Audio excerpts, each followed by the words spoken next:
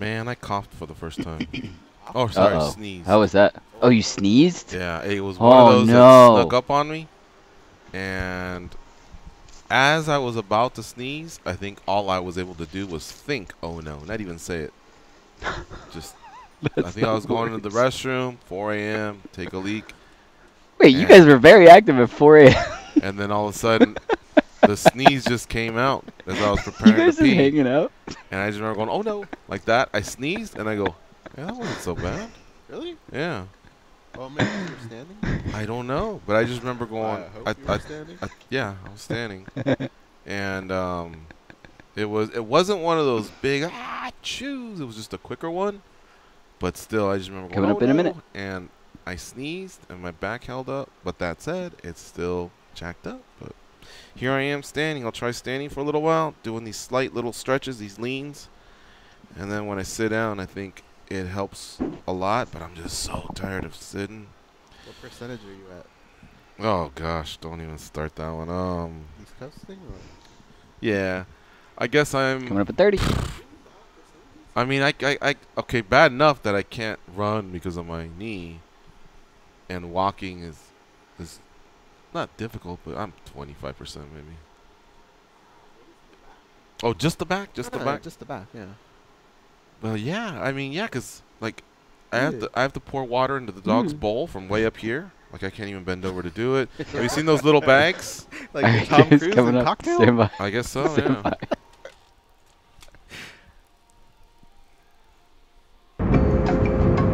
This is your captain speaking. We are making our descent into Las Vegas McCarran Airport. On behalf of our crew, we'd like to thank you for flying MMAjunkie Airlines. Now please fasten your seatbelts and put your tray tables in your upright position because the descent is gonna be a little bit bumpy. Alright, Junkie Nation, it's time to roll, baby, on MMAjunkie Radio with Gorgeous George and Goes. This is what we doing while we do it, baby. All night long, we rollin'! Yeah! The MMAjunkie Radio revolution is upon us. Can you dig it? There's no escape. No escape. Through the vast frontier of cyberspace and through a sea of stars in outer space. One small step for man, one giant leap for mankind. We've solidified our combat communications stranglehold. We are controlling transmission. With the use of MMAjunkie Radio and SiriusXM satellite radio technology. MMAjunkie Radio. Commence transmission.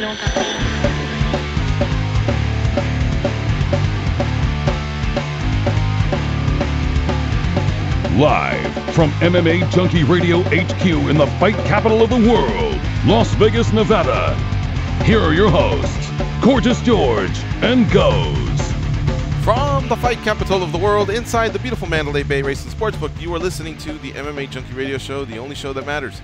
I'm your host, Gorgeous George. With me, as always, is the devious and dastardly Goes, our ace co-host. To my left, it's the fight analyst, Dan Tom, back east producing. Like he always does, it's Danny Otto. What's up, guys? What up, everybody? Thursday, Morning. November 1st. Anybody gonna be rocking a mustache? Well, Dan, you're always rocking the mustache. Danny Otto goes, it is Movember. I would look ridiculous with a mustache. Ridiculous. I'm not. What about the point of the cause, though? Danny would look stupid, too, huh? He might look dumber than me. Absolutely would look worse than you. Danny look like Clay Guida. Danny would look Yeah. like Guida, yeah. I'm thinking of going down. I could use a shave and then leaving the mustache for a few days to participate. I think you have to do the whole month. Oh, you do? Isn't that? Yeah, you're supposed to do the whole month. Oh, wow. Well, Does La Barba have a mustache or a beard? No, he's got to have a beard. Yeah. Yeah, you can't do that. A lot of sweat too, right? is this considered a mustache if I'm still rocking a beard with it? Like, if I just left all this for the month, No. hey, that guy's participating, or it has to be a standalone mustache? Does Don Fryer have a beard? No. I Then don't, no, well, I don't yeah. think. No, I've seen him with a goatee. Yeah. If you want to call that half of a beard or a percentage of a beard. I don't know. I feel like sweat has to be a part of the La Barba costume, right? Sweat? Yeah. Did you see that thing, that Chevello thing? Did Dad Yeah, send that to you? he was great. dying. He said it was 90 degrees in there, wherever he was doing his last show. I think it was Myanmar or something. There's a country called Miramar. No, it looks like it. It looks like Miramar, but I think it's I'll look it up. You guys remember the show The Critic with John Lovitz? Yeah. Wasn't Was it a cartoon? Yeah, it was a cartoon, and I think there was like I don't know if it was a skit. There's a sweaty guy skit, and he was like in a glass tube, and he was like almost like by the end of the show, every show he'd be almost swimming in his own sweat because he was just so sweaty. I don't know what the skit was, but it made me think of that with all the sweat talk. It's Myanmar. Ah, Myanmar, and it's just above Thailand and Vietnam. It's to the right of or east of India. Sorry, southeast of Nepal. Yeah. And it says Burma in parentheses, so it may have been known as Burma in the past, but it's Myanmar. I used to say Miramar as well, but yeah, it's Myanmar. Miramar But is I think that's where base, they were. Right? Isn't that We might have a base there. a naval base or something like that? I don't know which No. branch. Isn't there like a Miramar in San Oh, Diego yeah, or yeah. something? No, so Miramar is like an inland city, and that is where they filmed Top Gun in terms of the aerial shoots that they did. The ones with an ocean, I believe some of that was done more on the coast of San Diego where they have the naval base. Do you know where the But conflict Miramar was? has... I know it was off the it was in the South Pacific, but did they say? The Indian Ocean. The Indian? Oh, Yeah. okay. Wow, they got there quick, didn't they? They did. Yeah. And did somebody say something about a Top Gun too? Yeah, it already started filming. Cool. Who's in it? Tom Cruise, Val Kilmer come back. I don't know who else. They'll probably come back in the roles of I think instructors, Viper right? comes back. I don't know. Viper, wow. I think he would have retired by now. That was in the 80s. That's a 30-year film. And he was already an older cat. Yeah. Huh. He's Probably probably Jester, a fucking right? admiral at this point. What? Jester doesn't age. He's probably back. I saw / posted a black and white like photo of all the terrorists from Die Hard like posing like almost looks like for a family photo. And I was like, man, a lot of these guys are like dead now. No. Are they really? Well, Alexander Goodenough died shortly after. He had like I don't know if Clarence Gillard Jr. I think didn't that guy die? And then of course the best top my number one villain of all time Hans Gruber, Alan Rickman, awesome actor, top 3 actors. He did die. Yeah, Right? yeah, unfortunately so, man. Somebody died at the age of 80 yesterday. Oh, it was Willie McCovey. Former, I think, second baseman or third baseman for the Giants. Yeah. That was the first baseman. Was he? I think he was. I'm like 0 for 4 on my last. I think he was a I need to utility shut up. player. Like he could play in different positions.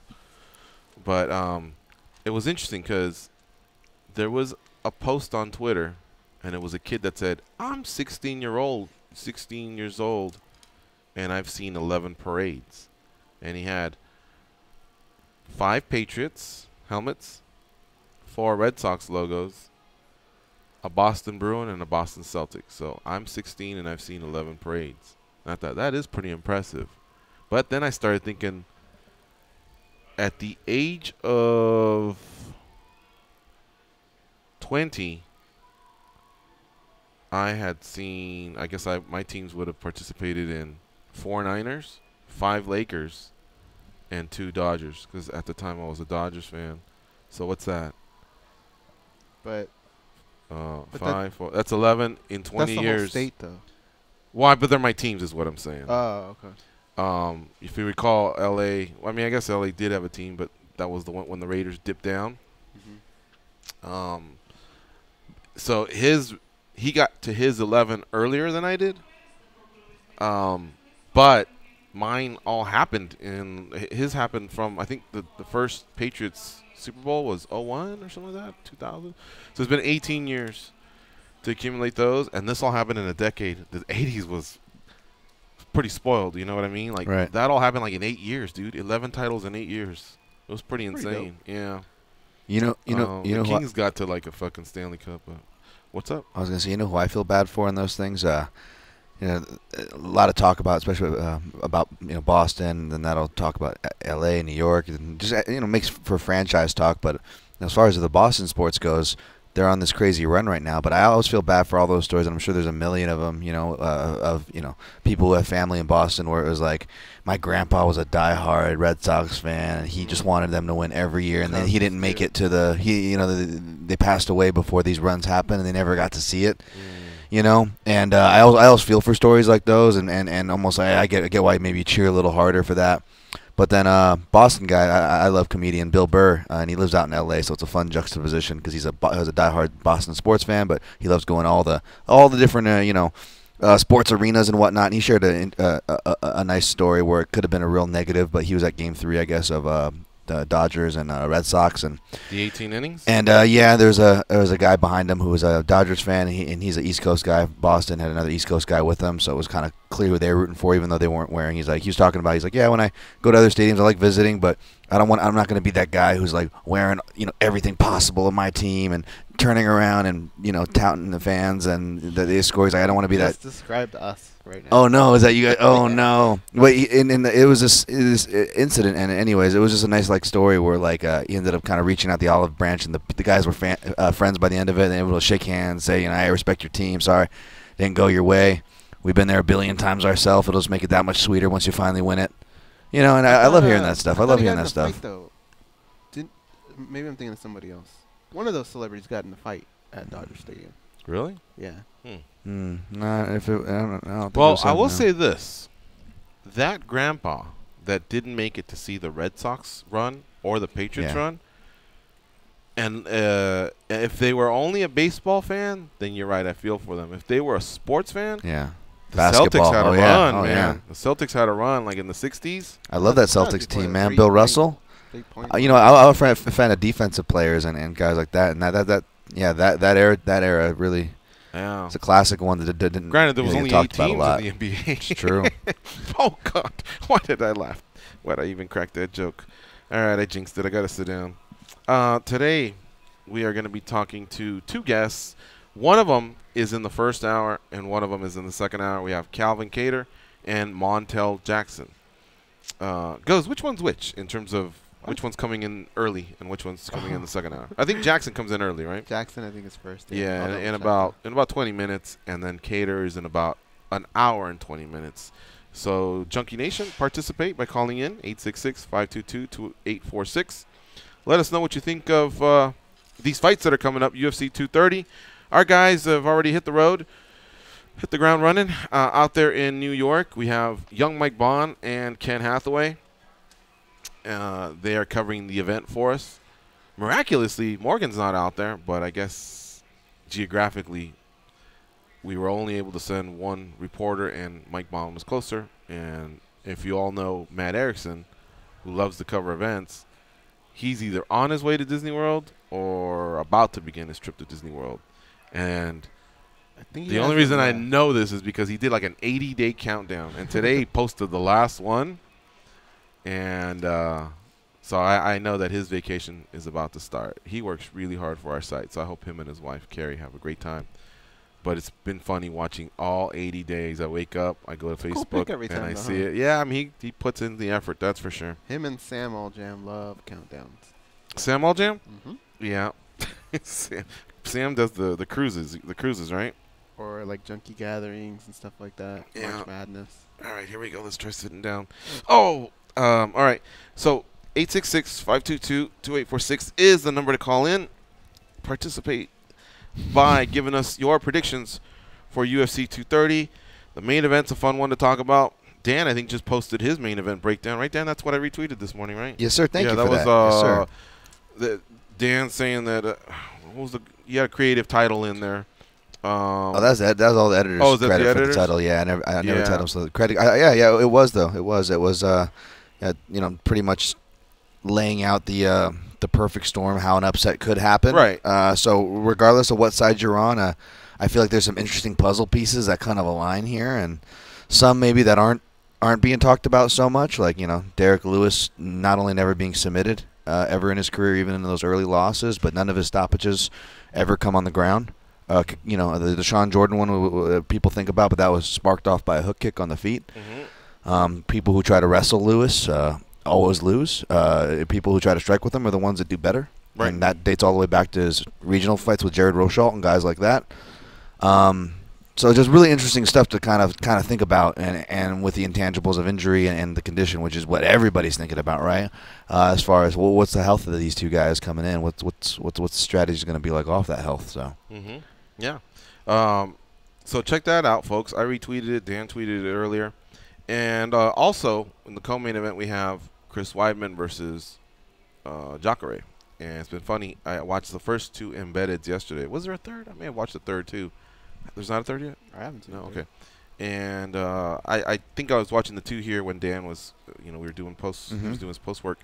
And I told him, I go, man, I really love embedded. I really do. Just see them get scared? It's just enough to, keep me there. But just the fact that it's happening as the anticipation is growing for the event. Yeah, I like it. Yeah, I did see that. They got tricked by a maze. Yeah. Yeah. Nobody's ever done that to you? Oh, That I've goes all gotten the way those. back to First American. I've gotten those emails before. I don't think it was the route of getting tricked by a maze, but there was something that would capture your attention, and then you get scared. There is 3. Must have just came out. I actually got a text message this morning at 7 a.m. I'm looking for my buddy Brian. Shouts to him. He's wanting me to take a look at something that he spotted. But, yeah, he actually sent me the link to. On embedded? Yeah, and number 3. Oh, but can we say what it Can is? we say, yeah, if you at 4:52 of the video, DC is sparring, and you can see he gets caught clean with the left hook and wobbles. Not a good sign going into a fight against a killer on short notice. There you go, Brian. Read your tweet. I don't know if you wanted that tweet right there. I'm guessing it's probably sparring or something if it's an embedded footage, right? That guy's got a sharp eye, man, because I watched it, but I don't think I caught that. I was just like, well, okay. This was number 3 though. I don't know if this just got released 3? today or whatnot. Because I didn't see it either. I looked after you were watching yesterday when I was with you, and I didn't see it up. So it must have came up between then and now. But hey, you want to see what the thinking is like in 2018? Yeah. I bet you he did that on purpose. Yeah, To set everybody up. I know. It was really all a ruse. I know. Yep. I could see that one. Although DC is accusing that of Derek Lewis, and I think rightly so. DC's telling us, he's like, hey, this guy's smarter. Don't let him trick you. And Derek is sly. He is I will like say that. Misdirection, right? Oh yeah. Not like a traditional magician. He taught. No. All right, guys. So here's what I want to ask you: is Brunson have more of a shot than people are giving him credit for? And of course, I'm talking about first the odds, and then those that are just saying, is he all day? When he's 100% focused and in, yes, I think he's a very tough fighter for people. He doesn't catch me as a fighter that's never that. He just makes mental errors Well, that in would fights. make him unfocused, no? Yeah, I suppose. I thought you meant like distraction, didn't have a good camp, Do you remember didn't come in on weight or something like that. what was the fight where he kept coming forward? Was it It was against Whitaker, I think. Whitaker? Yeah. All right. He had hurt Whitaker. Sometimes. And he was coming in, chin up, and then either Whitaker or Jacare. I think it was Whitaker, the one I'm talking about. That's just his style, actually, to come in like that way. But there was one where he was like actually chasing, and there's times where fighters do that and catch themselves and go, wait a minute, I shouldn't be doing this. He had like 3 or 4 opportunities on that one, and he just, there's just times where he has those mental lapses, and yeah, we'll get into a little bit more with that with our daily debate a little bit probably today, but I don't know, man. I find it tough. I never place any bets on Derek Brunson for that reason. Not that I bet a lot. But. Well, obviously he comes from a wrestling background, but he does have some hands. He's got nice reach with his strikes. He covers a lot of ground. Kind of like when OSP explodes, same thing. Even Woodley can do the same thing. He can cover a lot of ground. I'm impressed by his ground and pound as well. If he does get you on the ground, he can be a savage there. So on the feet, yeah, I just don't see that he has something for, Israel Adesanya. But I saw those odds and I was like, all right, did the odds maker anticipate the popularity and the buzz of Adesanya and maybe overcompensate? Maybe, but the one thing that Derek does have is a lot of power. Go back and watch Brad Tavares' fight. Brad landed some shots. He had opportunities in that fight. Could Derek shore up some of those things? I can see that happening. But also, if you go back and watch Israel's last 2 fights, he made a drastic difference. The first one and the second one. So I think he's getting better every fight. So I'm anticipating that he's even better now. Yeah, I definitely think he's without getting too much for the daily debate, I think he's much more live. And I think Go's laid out kind of a, he's much more live because of the skill set, but Go's laid out kind of a good reason why is maybe the odds are saying what they're saying. Because if you look at the trend and, especially if Izzy's, getting into his head just enough to just get him angry, then that, spark old habits, as they say. And, we've seen Conor McGregor and many others use that tactic really, really well, depending on the opponent. Some opponents it works better than others. And I think people are kind of seeing that, which is why maybe the line is so high. But yeah, it's definitely a close one. And I'm kind of looking at my record. Sometimes I look at my record and think, how well do I have a feel for this guy? And I've been pretty hit and miss with Derek Lewis for the most part because he'll show up big on certain spots and not even let the fight get going, and he'll just take it right from the other guy's hands, or will find himself in these closer fights and stuff. So. It's interesting because they say in NFL, an offense can have anywhere from 10 to 15 series. Mm-hmm. We kind of sit back and think, wait, isn't it more than that? But it really isn't. 12 being like one of those magic numbers. So 12 times that the quarterback can lead the other team, whatever. And with Derek Lewis, what I like about Derek is he's not just like a jabber, or he won't throw like a windmill right like Roy Nelson, for example. He will throw like an onslaught of strikes. Yes. And I'd like to go back and maybe count how many of those does he have, because it's just a matter of, can you survive about 10 of those? You know what I mean?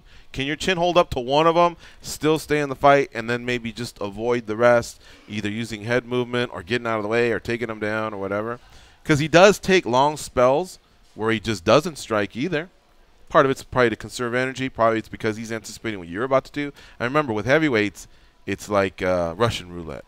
Mm-hmm. This thing could end really, really at any point.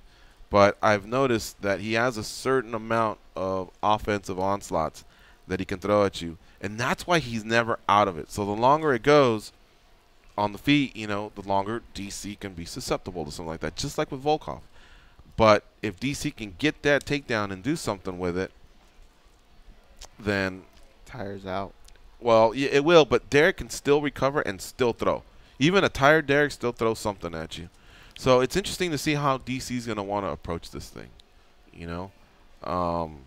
But I really, really can't wait for the fight. I'm glad it was made, even though it was last notice. All that gets forgotten. By the time those guys get announced and walked in, I kind of forget about all that, and I just think about what each guy's strength is, what each guy's weaknesses is, and I just enjoy the fight. You know what I mean? But it's hard to believe that this dude fought Volkov weeks ago, and we watched it right here. Yeah. So, yeah. 28 days or something is going to be the differential, I believe, off the top of my head. Wow. Think about how much his life's changing. That night, when he showed up, he was guaranteed a check that said 130 grand. When he delivered that punch, he got another 130 grand for winning, 50 grand for the performance of the night bonus, and then they tapped him on the shoulder probably that night or maybe a few days later and said, would you like to fight in this next fight for possibly the rumor of $1 million? What? The day before, they told him, guess what? Everybody's making a little bit more. I keep forgetting about that. More money, too. I mean, who knows what that is? That's already free Popeyes for life when you really do the math. And then he gets that. But think about Derek Lewis. I ran into him, actually. Who was I with?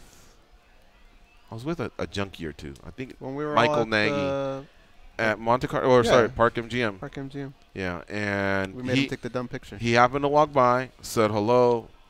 Yeah, we tried to punk him. He punked us back. But incredible that at that time he was only showing up and could possibly be making that 130. And now really, really his life is going to change because he'll get a huge paycheck. And if he wins, holy cow, and he gets Lesnar next, I mean, that's a huge payday. Yeah, I know. I finally read this whole thing with Ali. Ali, man, he's on cloud 9. So I read that whole thing. He had an interview with TMZ, and he said, "Look, Khabib is rich. We keep focusing on McGregor, 50 million rumors that he made. Let's just say he made 25. Still a big night for McGregor, whatever it was. But because they sold 2.4 million pay-per-views, it was up there. He's a pay-per-view guy, whether he's a champion or not. But we keep forgetting that Khabib was the champ, and all champs have that in their clause that you make pay-per-view points. So Habib, even if he only made $1 per pay-per-view, made $2.4 million in addition to your show, your win, whatever. I don't know what kind of an arrangement Ali has, but let's just say he only has. I mean, some managers have 20%, some have 10, some have 5. Let's go on the lower end. 10% would be just $240,000. 5% would be $120,000. That's So one fighter too. that's just one fighter. Yeah, and he's back in New York for Sajara Eubanks and Derek Brunson. But David Brand. I'm sure for one, he probably has more than 5%. And at the same time, I'm sure Habib made more than just $1 per pay-per-view. I think it escalates. When you get to 500,000, it's like $2. When you get to $1 million, it could become like $5. There's rumors that Conor, when he passed, I think $2 million, got $25 a pay-per-view. Wow. Yeah. Of course, they put it in there thinking, well, that shit don't happen. That's the first time they ever went over $2 million. yeah, if we ever make it past this, you get this. But let's just say that's true. $25 here. I heard what's times being 400,000 underrated is the his whiskey. How much money he's making off of that? Just if it's true what I said, that once you go over $2 million, you get 25 per pay-per-view. That alone is $10 million. Just that. And what about the first $2 million? You know what I mean? The whiskey, yeah, I heard Dana say something like it's going to make him a millionaire. Or no, a billionaire, he said. But I'm going to hold back on that. There's going to be some sharp MMA media guys out there that'll probably just dive into it and I don't do think it it's that much, and but I figure think it it's out. Probably a lot. Yeah, I would think so.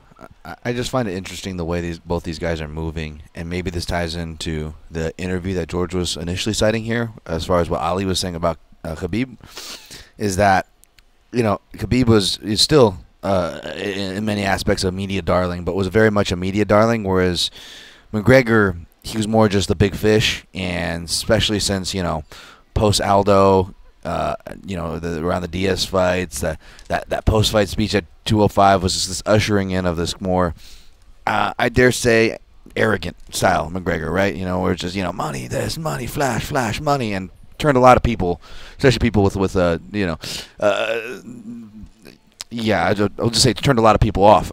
And anyways, you saw how he was acting. Like, what is this guy on in the press conferences? And, Khabib sitting there being patient, quiet. I'm waiting for my turn to maul you. And everybody rubbing their hands. Ooh, I can't wait for this. Fight happens. We know how it happens. But now it's funny. Now Conor's going and doing positive PR, hitting fire stations. The whiskey, again, it killed and did well. It launched really well. We knew that. But he had a nice Halloween message too, right? Yeah, a Halloween message. The PR coming from his side has been much more positive, but feels 10 times less fake than, let's just say other fighters who have their managers or whatever tweet for them. You know what I'm saying?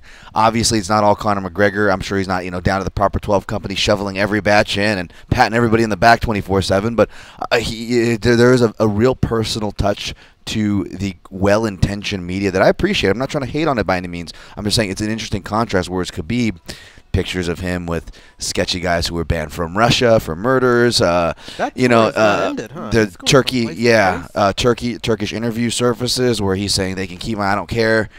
Saying he's not going to show up, and then again, I don't want to cite it because I don't know. I just saw the tweets or the report of the tweets, but Ali kind of doing damage control and that. No, he's coming back. Kind of saying it a little bit different, but someone went and translated the interview, and it didn't really match up to what Ali was saying. And maybe that has to do with all that money you guys are talking about that he made. He's got that FU money. You know what I'm saying? We've seen other guys do FU without the FU money, and aka Nick Diaz, to athletic commissions. What's he saying, that he doesn't want to come back to the UFC? He's like, they can keep. Yeah, he's just saying that he doesn't care about the athletic commissions. He will not show up in their court. It was about the court. He said, "When I show up in their court, all I did was defend my family and my religion. That's it. I'm not showing up. They can keep the money if they want. I just did what was right." And kind of echoing what he kind of has said since. And Ali said, "Don't worry, he's showing up to court. He's showing up." And so I don't know. Yeah, what's going on with it's that, not just you can give up the money. I think you have to account for yourself. Like, you got to get licensed every single time, every single year that you fight in the state of Nevada. Yeah. And Habib is probably, for the immediate future, either a New York or Nevada fighter. Yeah. All right, we got to take a break. You are listening to MMA Junkie Radio on Fight Nation Channel 93. When we come back, we'll be talking to one of our two guests today. Again, we have Calvin Kattar and Montel Jackson. I think Jackson's up first, so stay close and don't touch that dial.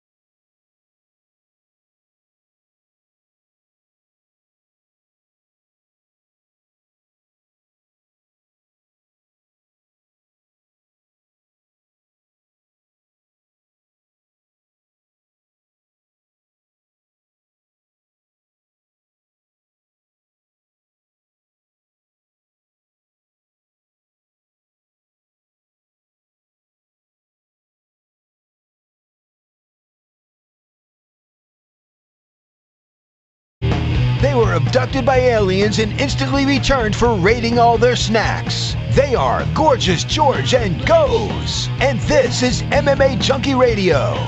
Tonight at 10:30 Eastern, Anthony Davis and the New Orleans Pelicans, Fly Pelicans, they head northwest to face Damian Lillard and the Portland Trailblazers. Lillard's awesome, by the way.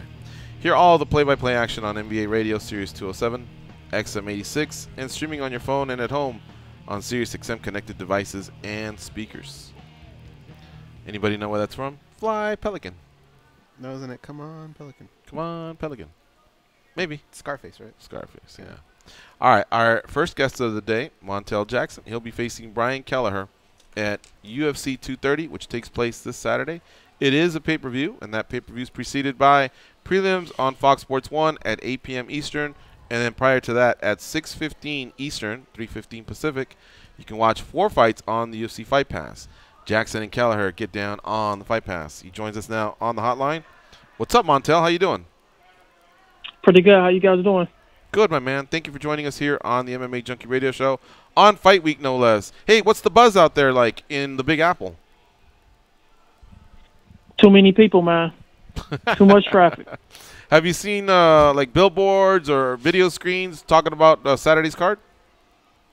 Everywhere.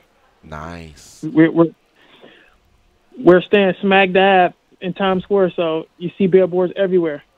You know what's pretty cool? I was looking just at your last 3 fights. Vegas, L.A., New York. You've been in the big cities, Montel. Yeah, man.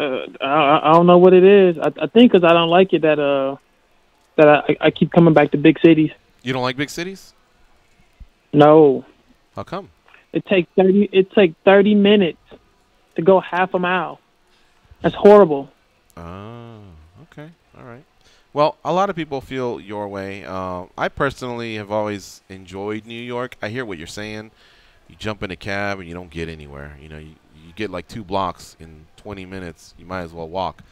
But I've always enjoyed walking New York. It seems like there's just a lot of vibe, a lot of energy. You know what I mean? Yeah, of course. It's nice that, you know, walking is the main option. So you get out of the car, you really get a chance to see like New York, and you really get a chance to see like those big cities, and you see like the smaller details and things that you wouldn't see driving by. You know, you get the full effect by walking. Are you one of these guys that's on the card, ask me about my fight, and that's it? Or are you excited about the rest of the card? Like, are you an MMA fan outside of your own career?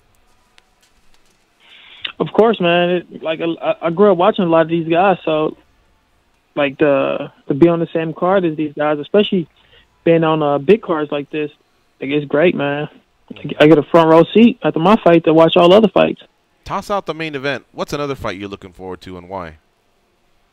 I'm looking forward to that Derek Brunson Israel Adesanya fight. Yeah, that's what's up. We were It's just gonna be a good talking one. about that this morning. Right. It's going to be fun. It is. That one's kicking off the pay-per-view. And who do you like in that fight? Who do you think wins that? I take Adesanya. He's a little bit more cleaner with the striking. There you go. All right. Let me turn it over to the co-hosts here. Dan, why don't you go first on this one? What you got for Montel Jackson? Hey, Montel. The first time I came across you was probably like many, with the Dana White's Tuesday Night Contender Series, against Rico DeShulio there, and that was a challenging fight, probably in a lot of ways, not just because it was a fight, in such a intimate arena, but you had to go all 3. There were some weird breaks in the action and whatnot. I got to imagine you took a lot from that, though. You on your professional record, you've only been to the 3rd round, at least to a decision, one other time. What did you take from that last fight at Dana White's Tuesday Night Contender Series? I gotta stay composed, and I gotta pick my shots because as I watched the fight more and more, I realized that guy didn't want to fight anymore. He was looking for a way out. I got you. And then as far as your next bout with Ricky Simone, obviously he's no slouch. But what were the positives you were able to take away from that fight? Kind of keeping with this theme as far as your growth as a pro. Coming 5 days off the couch, this guy can do anything, striking wise. he just had to wrestle me. All right, let's turn it over to Goes. Goes, what do you have for Montel Jackson? Montel, as far as outside factors go, do you pay attention to, say, your opponent's interviews, what he does on social media, even the odds on your fight? Are those things that you ever look at? No, I never even paid attention to the odds. What about because like if I look at the odds dictate that I'm not supposed to be here. So the odds don't mean anything to me. Hold on a second, partner. Let me tell you something. The odds makers, they're pretty sharp guys. They're not the smartest guys on the planet, but they're pretty sharp. They got you as the favorite. So whether somebody wants to bet offshore in Costa Rica or here at the Mandalay Bay where we're at or anywhere else or with your back alley bookie, they got you as the favorite. So that's some respect there, you know, that some of the sharp guys have for you. And Kelleher's a good fighter, man. More power to him, man, but I don't pay attention to that stuff. I worry about me, myself, and I. What about your weight class? You're a big guy for that weight class. Do you anticipate being there much longer, or do you think eventually you're going to have to go up? I'll just listen to my body. I'll let my body dictate what weight class I fight in. But right now, it's making 35 has been easy, so I'm going to continue to stay here until my body says otherwise, and then I'll move up to 45 if need be. All right. That works. Hey, Montel, let me ask you one more thing here. If I'm not mistaken, when we booked you, one of the headlines I saw when I was researching you was, it comes from the UFC, but it says, Jackson ready to bet it all on myself. But was that in terms of gambling or not, or was that just like a proverbial saying? Do you remember doing that interview? Yeah, of course. Like I look at life as a gamble. Oh, I see. So Okay. if you're gambling in life, like why not bet on yourself? Okay. All right, I got you. Because seconds ago we were talking about gambling. It seemed like you didn't want to concern yourself at all. But I see what you're saying. Okay, this was more talking about overall in life. Okay, my bad. What's your prediction for Saturday night, Montel? You versus Brian Kelleher. How do you get the job done? By any means, man. However, whenever. Seems to me like your favorite means is by putting someone out. You've been pretty destructive on the KO/TKO circuit. So I imagine that's the route you envision, right? Man, whatever he gives me, whether it's a KO or TKO, a submission, anything, man. I'm looking for action. So I'm going out there and by any means necessary, whatever tools it takes. Do you have a favorite strike, Montel? Knees, elbows, punches? Punches, really. Yeah. All right. Hey, man, I want to thank you for doing the interview on Fight Week. We really appreciate it. Good luck on Saturday night, Montel. We'll be tuning in for sure. Thank you guys for having me. All right. Thank you, sir. He seems really calm, composed, and ready. Yeah. If he doesn't like traffic, he's going to be angry that night. And it's cold out there, I heard. Yeah. I know. Yeah, big shout out to Ed Cap for lining that one up. Also on Twitter, I don't see the check mark, but I see him under Montella 135. Yeah, yep, that's him. All right. All right, guys. I wanted to ask you a question yesterday. What's up? We said we would save it because I think we needed some time. And I think right now we have some time. We still got one more break, but right now I want to ask the question, and I want to see how you guys would react to it. Had Conor beaten Khabib? All right. Or let's just say Conor beat Khabib. Now I'm going to ask you guys some questions. There you go. Had Conor beat Khabib? How did he beat him? Can I ask that question first, though? He did what Khabib did to him, but him? no, he struck him. He did what he did, but on the striking side. It was like an Alvarez. It was like an Alvarez fight. It looked like the Alvarez fight, but replace Alvarez with Khabib. Right. Okay. Cool. Yeah. So now I go, guys. He's already enjoying, the fruits of his labor. He's taking some time off. The whiskey's doing great. What's next for Conor McGregor? It's got to be Tony. Tony. I think. But even then, well, would we be saying that? I would. He would be taking off sky high, back on the ego rocket ship. I like how I was complimenting how he made this nice curve for PR. I think we would. Yeah, we would have seen the opposite again. It would just be him in gas mask, away from his family, partying, clubbing, and we would still be chopping through annoying fans, but they would just be a different type of annoying fan. So really, this is Khabib winning is the better solution, I think. Now that you're making me think about it, I don't want to step on it too much, but that's a really good question. That's my kind of my opinion. Him up with though? I think everybody would be calling for Tony for sure, but he would just that fight would be further from it because all that attraction would only inflate Conor McGregor, where it was like, oh wait, yeah, he lost to Mayweather, but this is his sport. Look at this guy. He just beat the undefeated guy. They were calling this guy the Russian Bear, and that now all they could be would they then work against him in that fact, and Conor would get the proverbial rub.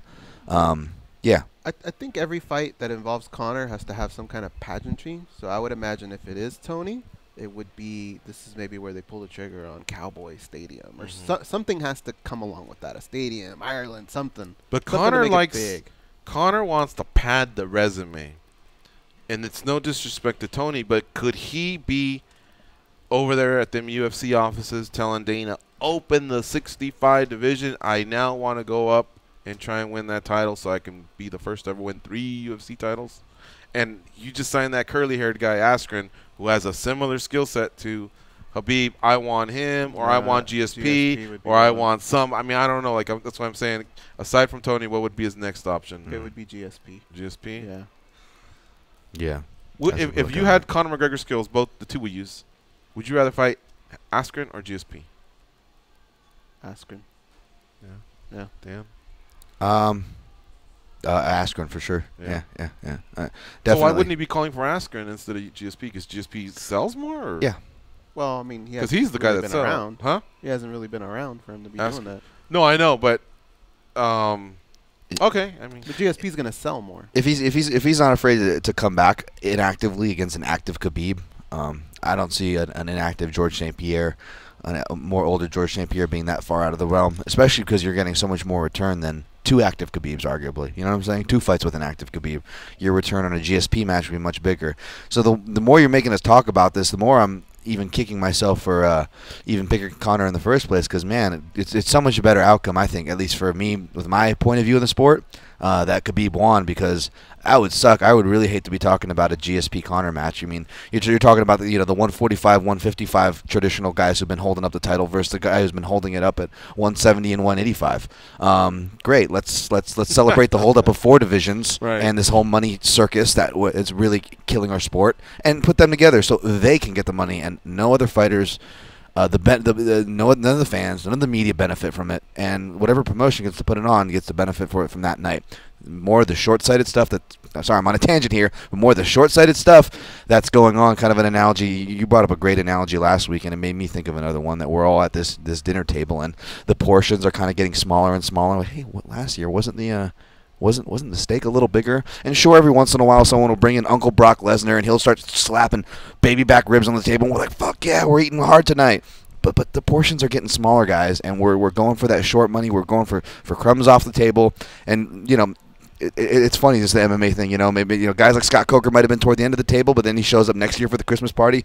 Coker's looking a little nicer. Hey, Chatuyar Sidyotong, he's sitting a little higher at the table this year, isn't he? Oh, hey, did you get a new suit there? And it's this weird evening out of MMA as this giant dinner table. Sorry to steal and go into that tangent, but yeah. So let me toss this out. Sorry.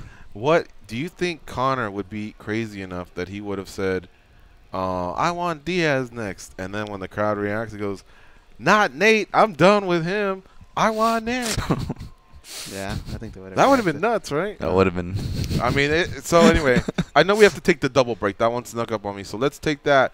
But then when we come back, if we have some time, since the callers are not blowing up the phone lines today, I'll ask you guys, what would Khabib be doing next? He'd be 26-1 at this point, Wow. And obviously that loss would have hurt him a lot. All right, it's MMA Junkie Radio on Fight Nation Channel 93. Stay close. We'll be right back.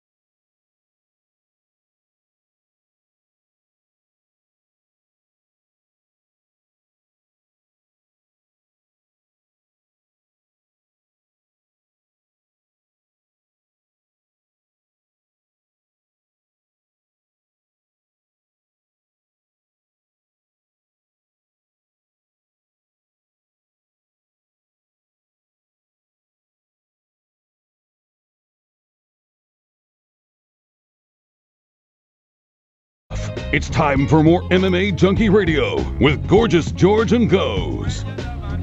Get the radio channel numbers and a link to listen to your favorite NFL, college football, NBA, or NHL team sent right to your smart device. Just go to SiriusXM.com/sportstoday and click Add to My Calendar. Let's go through the chat right now and do a couple shout-outs. Shout out to Kate, Danny Elkers, of course, Knuckle Up 101. And by the way, Kate's saying, so what's up with Habib saying he's not going to show up to court in Vegas? Dan addressed that early part of the show, so I think Kate actually got her answer. But according to Ali, he will be there. That's that's what we're being told. Phil Edelstein, shout out to him. Intro HD says hello from Europe. We got FAM88 winning slot vids. What's cracking? DJ Tony from the Bay Area. Adam Zuniga, that's AKA DJ Zoo. Thank you all for tuning in. We'll do some more later. All right, let's do this phone call here. Dan from Oregon. What's up, Dan? How you doing? What up, fellas? What's up? Hi. What's up, Dan? Happy fucking Thursday to you. Too. Man, I'm watching these embeddeds and shit. Is there anyone who got effed over worse than David Branch? I haven't seen him in one episode. He's supposed to have a high-profile fight. Jacare, that gets ripped out of underneath him, and now it seems like he's getting no love at all, man. Yeah, I think you're right. I haven't seen 3. I've only seen 2, but I haven't seen him in there. And yeah, Branch versus Cannonier doesn't have the profile of Branch versus Souza. It's unfortunate, and it's in his home city too. He's a New York guy. I will say I did hear Branch say that Dana White did reach out and call him personally to apologize and make sure we get him an opponent switch, which you don't hear that often, for what that's worth. But yeah, I do feel bad for Branch, absolutely, Dan. Man, I actually didn't know that point about Dana calling him. That probably means a lot to the dude, especially the double champ coming from World Series of Fighting. Apparently he got treated like shit there at the end. His last fight didn't even get aired on TV. So Dana, that little thing probably means a lot to that guy. Guys, man, I don't know. I don't want to get up all on my high horse over here, but I'm hearing all this crazy talk about Habib taking a picture with this guy, he's taking a picture with that guy. He's committed all these atrocities across the globe, blah, blah, blah, blah, blah. Honestly, if you're an American and you're calling talking about this shit, I don't give a fuck what your opinion is at all. We've been bombing 10 countries over the past fucking 2 decades. We promote more terrorism around the world than anybody. We've done more election meddling than anybody. All these motherfuckers, you need to get off your high horse, all right? And I'll just let that resonate with everyone. But did you guys catch the Tyson Fury interview when he says that he almost got scheduled to fight for the heavyweight championship out on some barge somewhere in the Arabian fucking ocean over there? Yeah, that's crazy shit, man.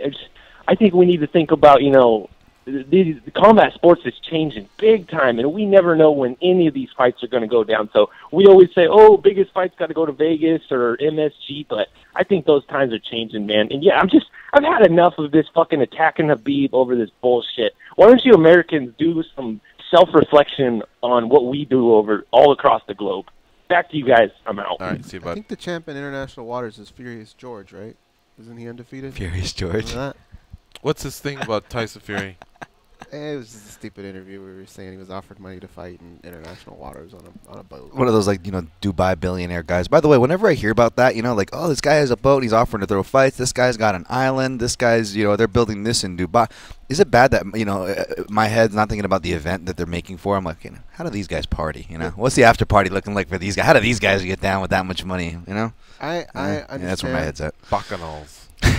I understand where Dan's coming from, and sometimes I get fed up with it too. But you have to take yourself and put yourself in someone else's shoes. Let's just pretend George is gay.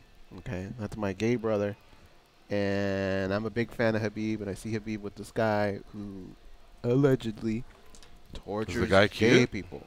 Yeah, you're pretty good at that. Yeah, tortures gay people. I think I have the right to go, oh man, why are you hanging out with that dude? That would probably strike a chord with me. Okay. Apparently, George isn't gay, so I don't know. I understand where you're coming from, Dan, but I also understand where other people come from, and it just depends on what chord gets struck with what person. Yeah, I agree. Just one last thing, and the other side of that coin, which I agree with, goes is that a lot of these guys from other worlds, sometimes they're forced to be in these positions where they have to be friendly, and us as Americans don't necessarily understand that. So it just, regardless of what side you inherently fall on, just make sure you think that there's another side of that coin. Sometimes people don't know too. Do you remember oh man, I don't want to put this person on blast. I'll ask you during the break if we can talk about this person, but somebody like you went to high school with or something, and later on I said, oh, I know that guy. And then that person goes, oh, that guy's a piece of shit. And he named like a bunch of stuff that person had done. I didn't even know that had happened. Sometimes that happens, but I'm not saying that happened here in Habib's case. I'll try and say this as quick as I can because we're coming up on the top of the hour break. Let's just say you and I went to Peru, and one of our cousins told us, hey, would you like to meet the president? And we said, yeah, that sounds cool. And we go, we meet him, we take a picture. And then someone else tells us, that president said this or stands for that or whatever.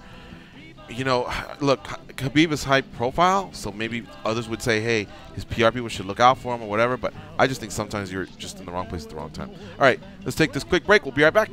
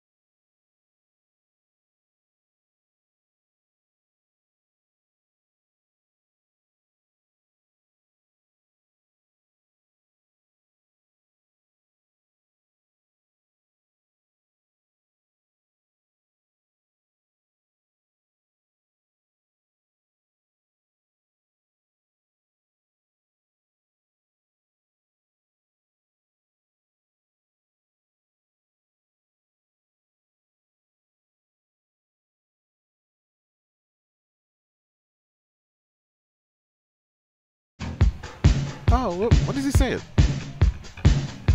it's just in the movie. There it is. No, he does another one. I think in the movie he does it. Does he? When you watch the movie and he did Baby I'm a... Wait, this is Baby I'm a Star, right? What was the other popular one that he did? That came right before this in the movie? It's fast-paced. Isn't that The Time? Morris Day? No, it's Prince. Purple Rain, I'll look it up. Obviously he did Purple Rain. Did he do In Dove's Cry? No, it's more fast-paced. I'll look it up. Do you know Danny, our musician expert? Put that on. Danny's answering the question. What'd you say? Do you know the song that Let's Go Crazy? Oh, Let's Go Wait, Crazy. it's not Let's Go Crazy. It's not Let's Go Crazy. I was trying to think of it. I was overhearing it as I was going to the call. Oh, Delirious. I think it was Delirious, no? I Would Die For You. It's I Would Die For You. In the movie, he does I Would Die For You, and then he goes right into Baby I'm a Star, and I thought, wow, that's cool. I wish other bands would, boom, finish and just drop the next one, A lot of times they like to sit around with the mic and go, thank you, thank you.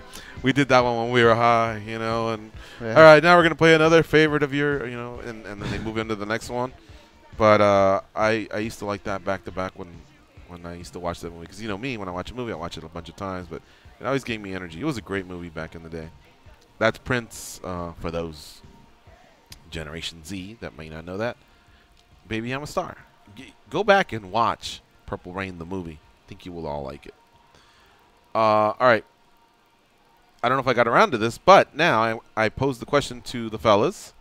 And remember, Calvin Cater coming up in about 30 minutes. Habib, what if he had lost the fight? Before, in the first hour, we talked about what if Conor had won. What if Habib had lost and he goes to 26-1? He's not 27-0. The loss stings. We're almost a month has gone by. And where would you be putting Habib up with next? There's a lot of factors that go into that. Okay. And it's how much did the pay-per-view sell? And it's sold what it sold. How did he 2.4. He got finished by Conor. The opposite happened. Standing? Standing, yeah. Okay, so then what I would think is if it sold fairly well, then I think they're going to try and build them back up. I think you kind of avoid that little top cluster where you get to your like, don't expect a rematch with Kevin Lee, that sort of thing. I'm thinking maybe they take a guy like James Vick or someone like that, Anthony Pettis, and they try and build them back up. I think that's what they would try and do. How about you, Danton? Man.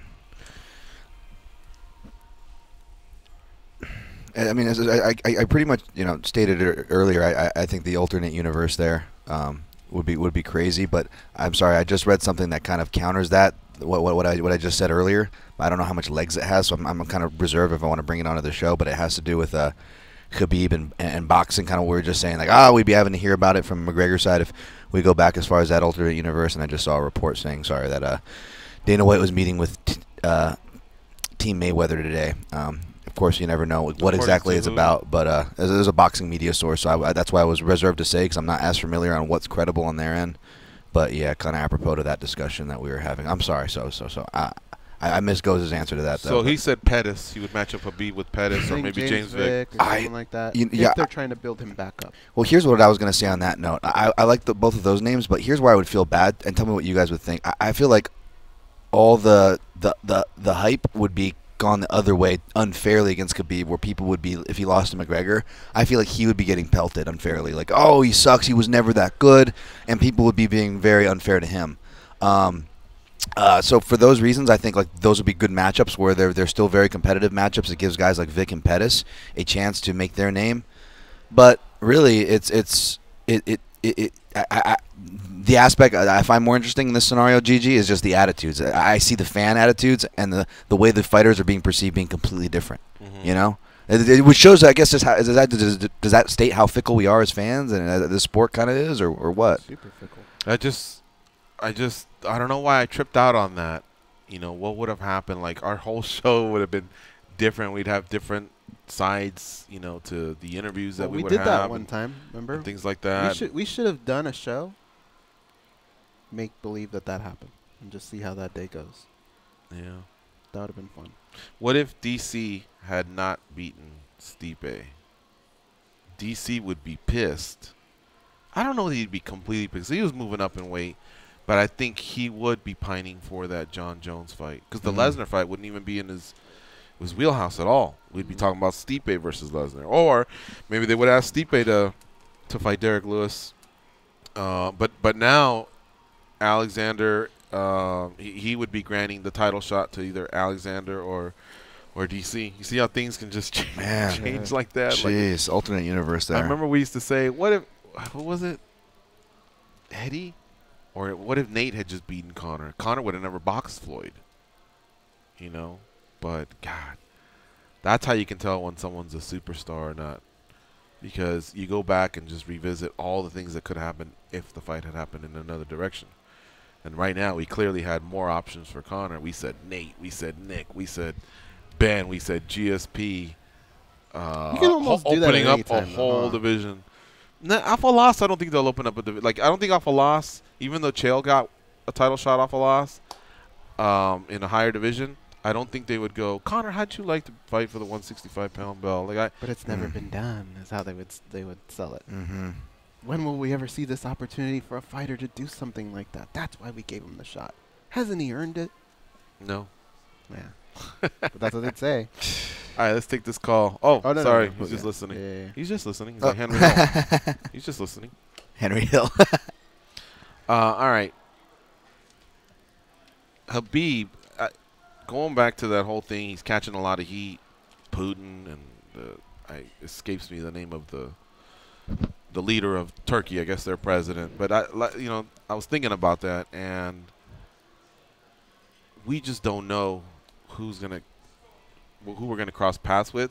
Maybe Putin would have been one of those where, yeah, at some point if you're heading back that way, you're maybe expecting to get a call to visit the Kremlin and do whatever. But I just don't see anything wrong with seeing your president, regardless of what that president is accused of. Other presidents, like Dan was saying, I'm pretty sure everybody's got dirt under their fingernails at some point in politics.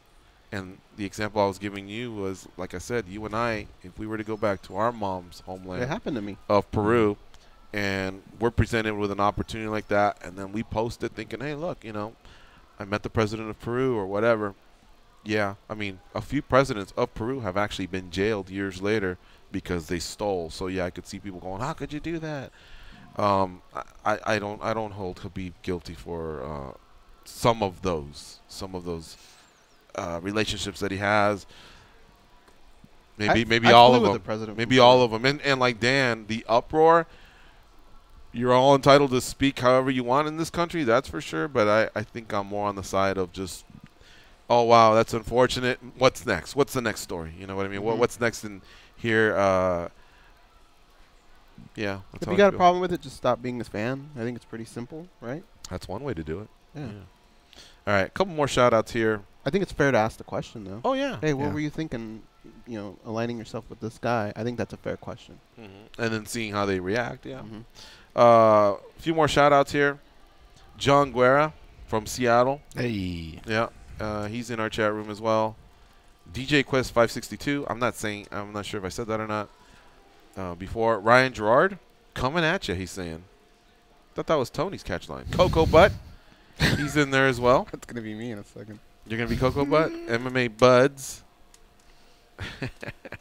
That's Dan in Oregon. Are you guys looking forward to, is your second fight Adesanya as well? Like I asked Montel Jackson that question. Adesanya versus I'm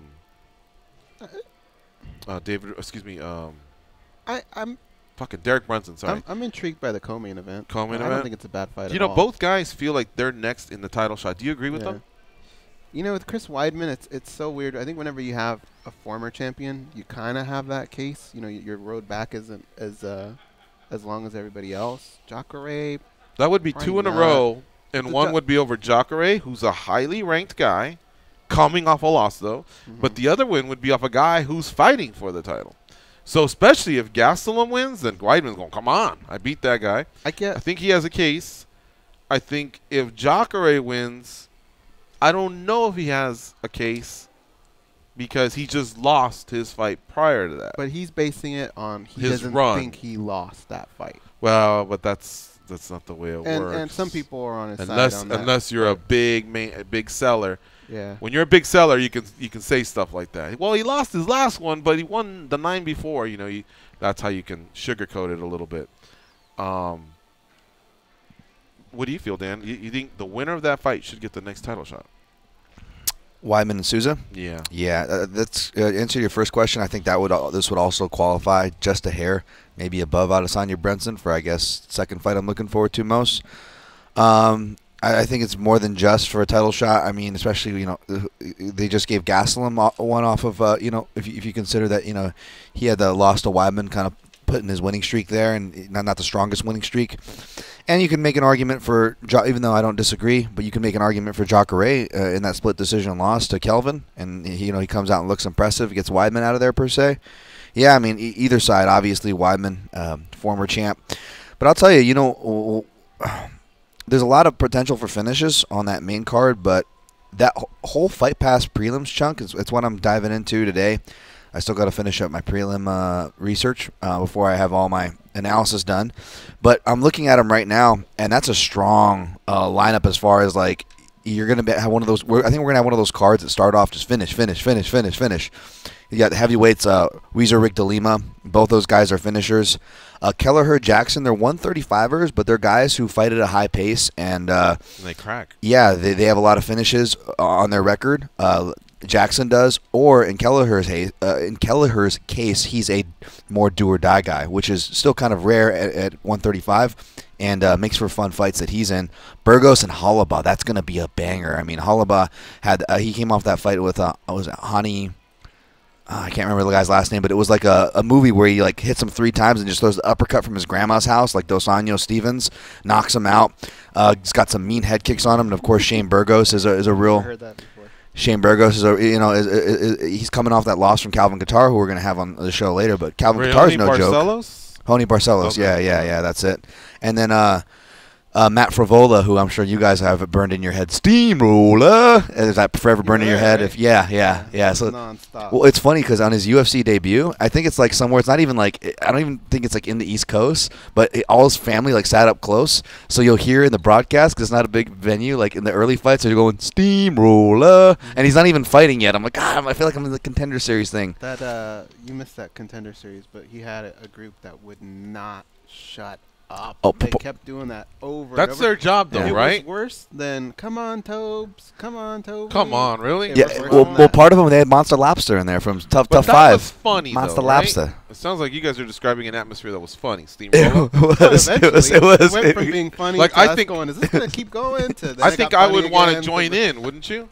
I do it now too. Whereas the other one was like, what? Like, come on! Like it was just. I remember it was just this cycle of Come on, Tobes. different ways to butcher the guy's name. Tobes, Toby, Toby. Tobias, Tobster. I think I heard. Tobinator. And it wasn't constructive. It was just come on, so and so. You know, kind of reminded me of Rampage. Get up, when he was coaching Tough. Get up, get up. Hey guys, side note, and maybe you don't notice this because you guys again are at most of those Contender Series, but you ever notice that whenever they show the girlfriend, it's coincidentally always only when it's a hot girlfriend of a fighter. They're giving them like the nice camera time. Sometimes they'll go to them twice, 3 times if they win. And I'm like, geez, this is really getting a lot of camera time. Like, There was a hot girl on Winning Reactions, social media Winning Reactions, but I think it was the guy that lost to may have been Cater. Mm-hmm. What was his name? Fishgold. He lost to Cater, right? Yeah. Yeah. He had a real pretty girlfriend. It was social media winning and losing reactions. Or something like that. Dude, some of the video research guys that I have to do for these fight night cards where they're just filling it with these random regional dudes, when I actually have to go back and watch those regional fights, there's like some productions out there, like there's a Swedish one where like they consistently cut to the girls in the audience like while the round's going on, like to get their reaction. Like and she's pretty, I don't need her reaction. I need to see what's going on in the fight, please. Like it's so funny what they get away with like on these smaller shows. I guess to go back to that first question, maybe they're right. I mean, unless you're going to rush Adesanya, if Adesanya has an amazing performance over Brunson, maybe he can run across anything Jacare has to offer. Paulo Costa's not fighting, and Romero's already had kind of his run. He'll need a win to get back, into the positive graces. Mousasi's the number 3 guy in our rankings, but he's over Bellator. So maybe Jacare Souza is right. But Jacare, Weidman, whatever it is, make it a stoppage, and I think you'll really, really help your case. But I would say Weidman definitely has a case. Yeah, I don't know that it'll help Jacare, but it'll definitely help Weidman. Can I see that for a second? Yeah. Oh, thank you. All right. 866-522-2846 is the number to call in if you want to participate in the show. Give your predictions for UFC 230 or if you have any questions about this zany sport of ours. Have you guys seen Jimmy Rivera calling out Cody Garbrandt? No. I haven't heard anything from Cody since he lost at that LA card in early August. So we're going on 2.5 months. Not much on social media. Not much as far as, wanting another fight. Maybe that's a good thing. He got stopped. That's 2 fights in a row that he got stopped. Maybe it's best he takes some time off. But Cody is so competitive that I would have thought he would have said, give me another motherfucker right now. Put me on a card. I got to get this taste out of my mouth. He's got to rest, too, though, no? Well, I just said that. So I said that, but who knows? Maybe he was just advised, take some time off. And then we have to see, how they wind up playing this hand. Are they going to get rid of flyweight?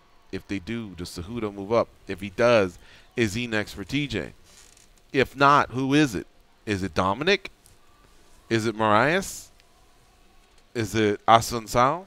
I mean, there are options at 35, but yet that division just... There may be more it was soon, right? It was the summer of 35, Yeah. but things have slowed down a little bit.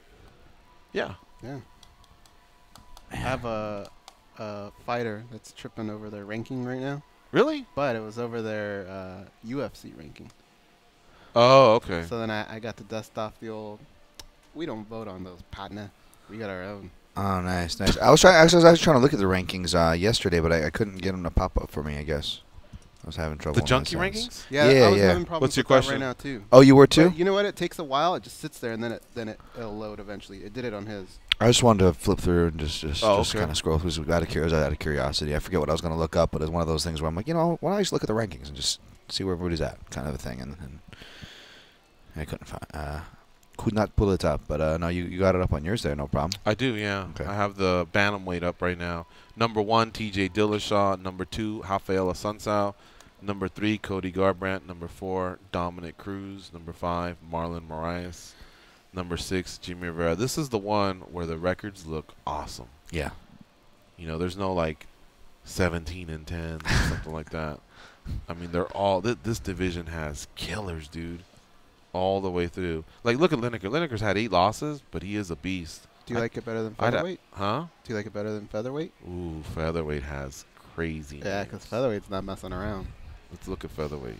So do you just get soft when you get to like middleweight and like light heavyweight? You just like, some of those guys have moved around a little bit, and like Anthony Smith, his face popped up because he moved up. But Anthony Smith, prior to his run, you know, he didn't have the best record, and now he's got a shiny record at light heavyweight, and his record, you know, just improved obviously with 2008, the work in 2018. Look at featherweight. Max Holloway, 19-3. Brian Ortega, 14-0. Jose Aldo, 27-4. Frankie Edgar, 23-6-1. Chad Mendez, 18-4. And Nato Moicano, 13-1. Alex Volkanovski, 18-1. Darren Elkins, 24-6. Wow. Mirsad Bektik, 13-1. Zabit Magomed Sharapov, 16-1. Who the fuck beat that guy? That's a healthy. Patricio Freire, 27-4. Say what you will, but he's been working over there at Bellator, man. Cub Swanson, 25-10. Jeremy Stevens, 25-18, 28-15. Mm-hmm. If I just showed you his record, you'd go, that guy's one of the top guys. But he had so much work at 55, and probably on the regional scene, and then he shook it off, and he just became a better fighter. If you pull up his record, which I should, you'll see that he's probably on like some sort of a 17-4 run or whatever. Yeah, I don't need to bother. Everybody knows he's solid. Josh Emmett, 13-2. Ricardo Lamas, 18-7. AJ McKee, 12-0. Lance Palmer, 16-3. Yair Rodriguez, 10-2. And I know Andre Harrison just got bumped. He was like 18-1. He's an honorable mention, and you know he's headlining a card. If you look at number 15. He's co-main event. If you match number 15 with number 1, like you can match any of these guys here, and it's still that line's not going to be that crazy. Let me just interrupt real quick for anybody that wants to follow along with this conversation. John Morgan just messaged that it was no coincidence goes. I guess there was a small back-end issue probably when we were trying to get on, but rest assured it is fully functional for anybody listening right now. They want to go on MMAjunkie.com and check out these rankings that George is talking about right now. There you have it. All right. We haven't done the daily debate yet, have we? No. Why don't we rock that? You guys ready for that one? Yeah, set it up. All right, let's do it then. I got it up right here in front of me. All right. And we do have a guest, Kurt Hollabaugh, coming up, but right now it's time for the daily debate. Brought to you by the MMA Junkie Radio team at Dan Tom MMA, at The Goes. I'm at MMA Junkie George. Here we go. Israel Adesanya fights on pay-per-view for the first time on Saturday night, guys, at UFC 230. Will he have a breakout performance against Derek Brunson? Yes or no? Let me kind of define in my words what I think a breakout performance is. A beating. A finish. I think that's what they mean. I mean, okay. Yeah, so, I mean, unless it's a barn burner of a fight, he looks great. Even he shows some offensive wrestling that we didn't know he had, but takes the loss. All right, I guess if you want to define it that way. But I think what they mean is a win and maybe a great post-fight speech, and maybe he's in the talk for title contention. What do you think, Goes? Well, I personally thought his breakout performance was against Brad Tavares. That's a tough fighter, but it was on a tough finale card. This is a pay-per-view, so I could see how he could even take another step. As I mentioned earlier in the show, I think he's still improving, and I think we're going to see even another jump out of him. He's great on the mic, so if they give him that mic, I think he's going to say some really wonderful things. So, yes, I believe this will be a breakout performance for him. I'm going to go with no, because I think Derek Brunson's a tough out. There's a chance he could lose the fight, but if he wins, I don't think it'll be a shiny performance. I think it'll be one where he struggles in and then comes back and maybe gets the win. Or maybe he's looking great, and then Brunson has a moment, and then he comes back and gets the win. What I'm saying is he will be tested. It'll be a win. He'll probably give a ton of respect to Derek Brunson, but I don't think it'll be anything that can outdo Jacare and Weidman and put them in title contention yet. Okay. Dan Tom. This is tough for me. I'm actually in the process of writing this one right now, so I will give myself that caveat because as the time you're probably seeing this video is produced, there will be my in-depth breakdown as I usually do in MMA Junkie, so you'll be able to get all my thoughts there. But as far as this one, this is a tricky one. I am siding with Adesanya. I will tip my hat there. It's not outside the realms for him getting a finish. He's only been a decision twice, but those decisions came recently against top level. Now, that was more impressive to me because going in there showing that you can, almost like out-savvy and out-veteran fighters that are more veteran than you, that's way more impressive to me. I could see one of those, and even though those are impressive to me, the average fan would not consider that a breakout. So I could still see Adesanya winning this, but not necessarily getting what some people would consider a breakout performance, though. He's got to get some rub on the card. So there's a lot of weird caveats going back and forth. Just to play devil's advocate, maybe I'll side with George here, and I will say no, even though I'm actually siding with Adesanya to win the fight. 72% said yes, so they were on Goza's side. Okay. 28% are on Dan and my side. They said no. You guys are going to be so sorry. You think he's going to really put it on Brunson, huh? Nah, Brunson's tough. I think he will. What helps these guys a lot is 230 is in New York, and I think those cars just have a little extra shine. True. So it's just up to these guys to go out there and do their thing. Look, if Brunson can't get the guy down, then I think it's just you might as well put the clock up there. It's just a countdown. At some point, I think Adesanya can probably light him up. But I do believe Brunson will have a little bit of success. I think Brunson's learned from some of those prior tribulations that Adesanya hasn't gotten to yet because he's just been so outstanding. But there you have it. There's today's daily debate brought to you by the MMA Junkie Radio team. All right, let's take a break. We are going to come back with Calvin Kattar. You're listening to MMA Junkie Radio on Fight Nation Channel 83. Don't touch that dial. We'll be right back.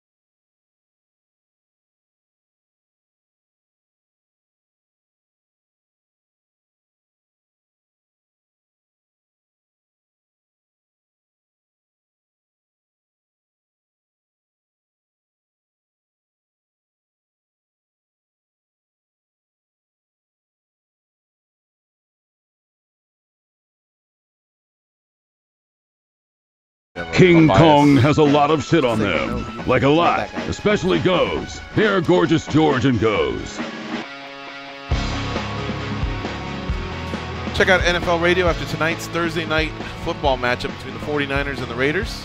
For late hits postgame with Alex Marvez, Alex will be reacting to the game, talking to the players from the locker room, and taking your calls until 2 Eastern on SiriusXM NFL Radio, Channel 88, and streaming on your phone or at home on connected devices and speakers. It was like a hiccup / mini burp, but no, I wasn't going to sneeze. Have you ever heard of a reverse fart?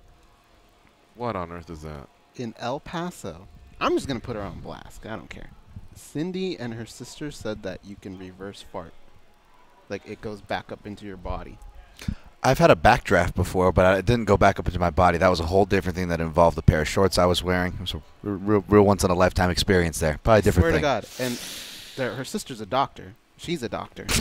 Jesus Christ. And a lot of people co-signed on it. It's just a fart that you, like, if you want to fart, and then it just gets sucked into your body. But a fart goes from your body out into the atmosphere. Yeah. So a collection of air goes from the atmosphere into your body. That's the opposite. No, not when you actually let it go. It's there. It's on the on-deck circle. Right? It's like a turkey baster effect? And then, and then it gets sucked back into your stomach. The gases go back. Oh, yeah. I've never had that happen to me in my life. If they're saying it's possible, I'm sure we all have. We just didn't know it. No, did they say it's like a sharp pain or anything? No, they just said it feels weird. But a lot of people in the room like, yeah. And I was like, what? That's never happened to me. Yeah, I don't think it exists. All right, let's talk to Calvin Kattar, who's coming off a win over Chris Fishgold at UFC Fight Night 138. That was headlined by Volkan and Smith. It happened this past Saturday in Moncton, New Brunswick, Canada. Calvin is now 19-3 overall in that stacked featherweight division. What's up, Calvin? How you doing? Good, guys. Thanks for the introduction. I love it. I forgot who I was on the phone with for a second, talking about gas and fun. Has that ever happened to you before, You ever had Calvin? a reverse fart? No, I never had it happen, but it sounds like it probably happened after a lean body shot or something. A lot of funky stuff happens after that. Have you ever served on a jury duty before? Have you ever done jury No, thankfully, but I'll probably do it next week now that you jinxed me. I know. I think a reverse fart would be if you say, hey, pull my finger, I'm going to fart. And then some buddy of yours goes, all right, and he pulls your finger. And instead, the fart doesn't come out. And then you go, whoa, and you feel something in your stomach. And if it were to come out of your mouth, that would be a reverse fart. But the fact that it was about to come out and it never did, I just feel like that's nothing. No, she says that there is like a whoa feeling, like, oh my God, like it feels like it's coming through here, but it just goes into your stomach and it just reverses the process. It's back here again. It was on deck. Sorry to all the listeners that we were done with that conversation. All right, my man. Back in the win column, you got the win over Chris Fishgold, TKO stoppage, got work done early. Congratulations. How you feeling? Feeling great, thank you. Went according to plan, just a little earlier than I anticipated. He faded kind of quick, going in strong like that in the first, and was just happy to get the job done on the 4-fighter contract. Right.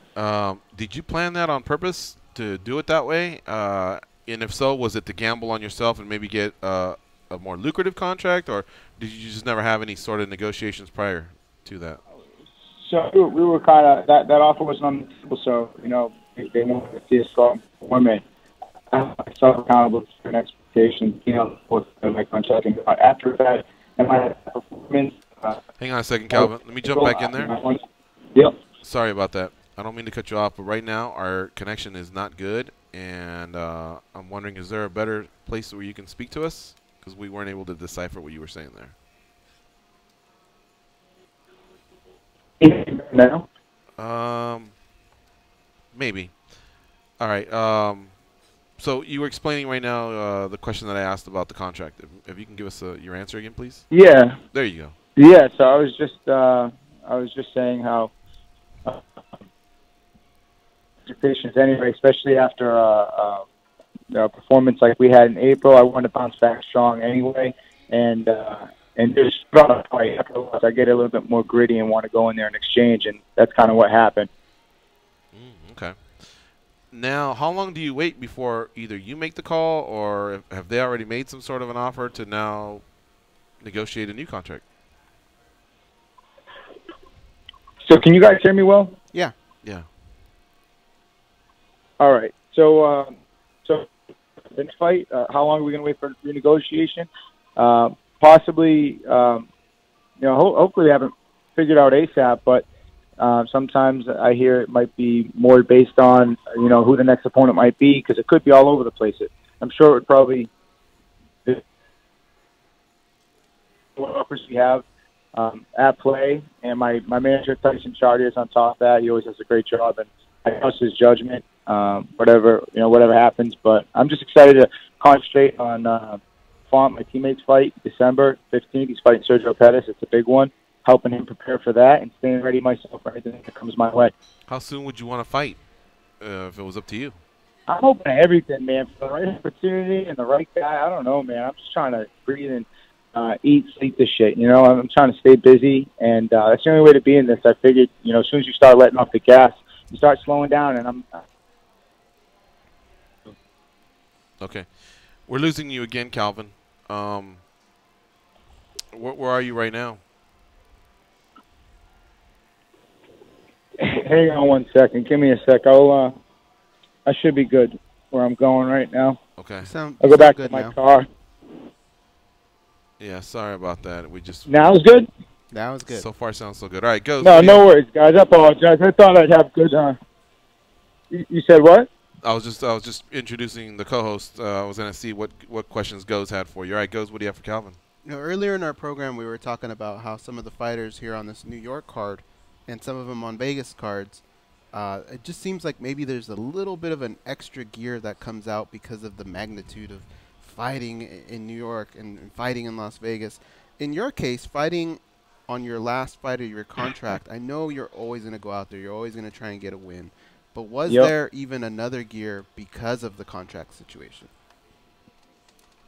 Always, man. The more in my way, the more I feed off it. I feed off it first. That's where it's like gas in the tank for me. Pile it on. The more the merrier. Whatever comes out my way, I just try to roll with it.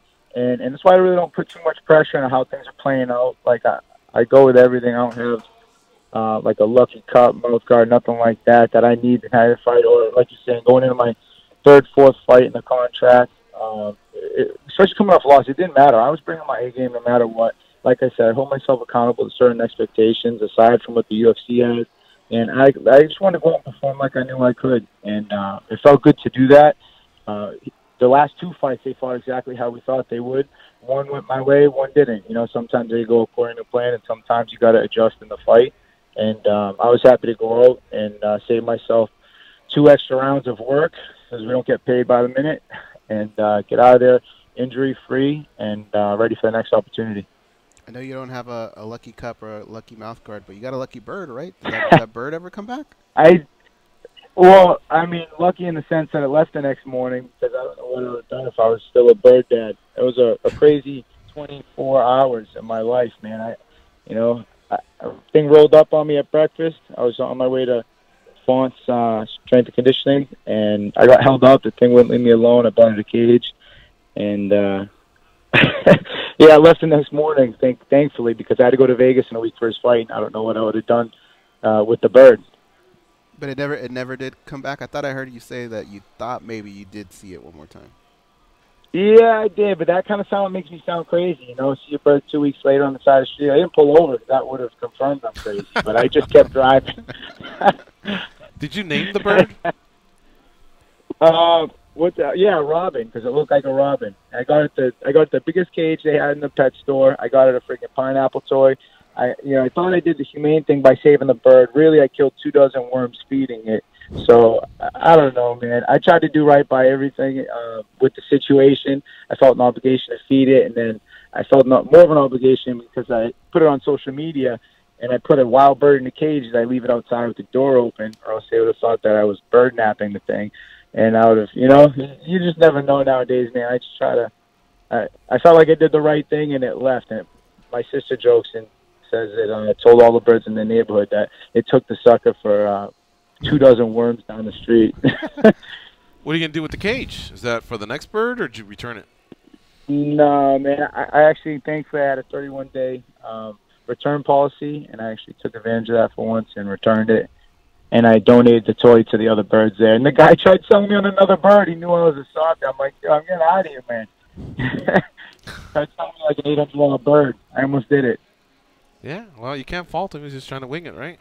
Yeah. All right. That's a good one. Yeah, he's a salesman, man, a little hustler. But, yeah, no, it's a cool bird. My buddy Tateki's got a bird, and he's telling me a whole bunch about it. But they're pretty cool animals, I guess. But I'm still trying to take care of myself, especially now that I'm in the featherweight division. I got the top 15 guys in the world trying to take my head off. I don't need any other distractions. All right, let's turn it over to the fight analyst, Dan, Tom. Dan, what do you have for Calvin? Hey, Calvin, I'm watching tape for this upcoming card here, UFC 230, and I was watching tape on a guy named Shane Burgos, of course. He was another prospect that was, I don't want to say was, he's still on his own journey. He still has a lot of promise, but obviously you faced him, and it was one of my favorite fights. You're stacking them up now, but it was one of my favorite performances of yours. It was just super impressive. I really love watching that fight. But let me ask you about no problem. But let me just ask you about maybe not so much that fight, or maybe not so much that opponent in Shane, maybe about past opponents in general. But do you ever find yourself keeping tabs, maybe even like kind of quietly rooting for these guys, because win or lose, when they do better, I think your stock goes up after the fact too. Yeah, for sure, and especially if I want a chance of running into them again, I want them to win, because I'm going to win my next one too, and I'll meet you at the top, So, but I do have respect for these guys. I don't know what gets in there, but Shane guys specifically, I feel like you could either vibe with them or you don't, or just good people. But thankfully, I haven't ran into too many people that talk too much shit after. A little bit beforehand, and if you're going to do that, that's fine, but just don't switch up on it when, after we're done scrolling off, all of a sudden we're shaking hands and shit. It's like, as far as Shane's fight, I might be going down on that. He gave me a little respect after the fight, gave me a shout out. I thought that was cool. And I'm definitely tuning in for his fight next week. He's a tough kid, like you're saying. And just last fight, I was in his position. We bounced back, man. It is what it is in this sport. This is not like boxing. There's a lot of ways to skin a cat in this sport. And you got to be ready and focus at all times for every style fight that you're going to be going into. And our opponents switch out the week off sometimes, But I think he should bounce back strong. And look at him now. He's coming off his single loss to Ortega. He bounces back. He's number 4, and he's in the running again. It's just part of the sport. And you try not to get too high with the wins and too low with the losses, and trust the process. And that's kind of what I'm doing now. And but yeah, I'm definitely excited to see his fight next week. Yeah, me too, and that was very well said, Calvin. And my follow-up is more of a fun one, but it actually is within the same lines as that, as far as sportsmanship, how we conduct ourselves, and maybe how we're wired. We were kind of having a conversation here. My co-host here are big LA fans. They're from LA, and there's obviously the Boston LA rivalry and whatnot. And I don't have a dog in the fight. I'm Las Vegas and Hawaii over here, but I do listen to Bill Burr. You don't have a dog in the fight. If you don't have a dog in the fight, you're the dog to both of us. There we go. Okay. The dog in the fight. There we go. So I was going to ask you, what kind of fan are you? Because we're talking about this. Bill Burr was talking about how he's too old to get into fights now. He lives in L.A., but he's a Bostonian, and he had a nice story how he actually made friends with a L.A. Dodgers fan. It was a nice, respectful experience. Or there's the other side of it where these guys will tell you they'll chant, they'll get in the faces of the opposing team. They don't care if they're the visitors in the home arena. They'll go at it. Like, where does Calvin Kattar face? What side are you more on, or are you in the middle? Man, no, I'm through and through on my side. Where I like to keep it respectful, but sometimes it gets hostile in enemy territory, and I don't know what I can say on this and what I can't, but I ain't tucking my tail, especially in enemy territory. Right, I'm keeping my chest puffed, and I'm gonna walk out with dignity. I went to go see 2 Patriots versus the Jets away games. And we lost both home games. I couldn't believe it. I was with my cousin. I ate so much shit on the way out of that stadium that, no, I'm ready to give it to any LA or Jets fan that comes to Boston and tries to cheer on their team. I'm coming after you. You ever been in a fight at Fenway Park or Gillette Stadium? No comment. I don't get it. Listen, man, I'm telling you, you got a better chance of getting upon me. You got a better chance of, saying something to someone around me, a friend or family very close, I don't take things personal, man, especially like you're saying with sports. I got a lot of respect. Obviously, this is title town. I think the duck boats, I just passed a couple on my way to the coffee spot today. But, it's nothing new over here. All right. Let me do some matchmaking. Tell me what you think of this, all right, Calvin? You ready to hear my proposition? I'll take it. You versus Cub Swanson at UFC 233 in Anaheim, California. I'm going back to Cali. Yeah, there you go. I'm in. That's why I made my debut. Listen, know. I'm open for all these top 15s, man. I'm excited. And Cubs are tough, dude. He definitely he gave me probably the fight that I want, which is, just, I don't know, man. Something's wrong, man. I definitely like to get in there and train with some of these guys. But, no, I'm excited, man. Whoever. I let my manager just worry about that stuff. It's so nice to have a team, man, and not really have to carry the weight of all that shit. You know what I mean? Let him deal with all the thought process things. I just keep my mind simple. I show up to the gym. I'm there for my teammates. They're there for me. Get in hard work, and that's it. And get ready for the next opportunity. All right. Well, hopefully that my picks job up. Simple as it can be, Yeah, I hear you, man. No, you've done great so far. So is your team. So Thank hopefully you. they can work out a contract with UFC. And Talk to him, man. Is that your Get in on it. like what have you told your team? Like, hey, go out and search my worth. I mean, some people just signed one championship, others have gone to Bellator. You guys know, man. I think last time we spoke, I'm really focused on Combat Zone right this week. I had to put it on the back shelf a little bit last week. I got a show November 17th, and I'm promoting that. You guys gave me a lot of smack, man, because you're saying, well, what happens if I fight the champ Max Holloway? He's not running a promotion, blah, blah, blah. But I'll tell you what, man, he's got kids. I don't got kids.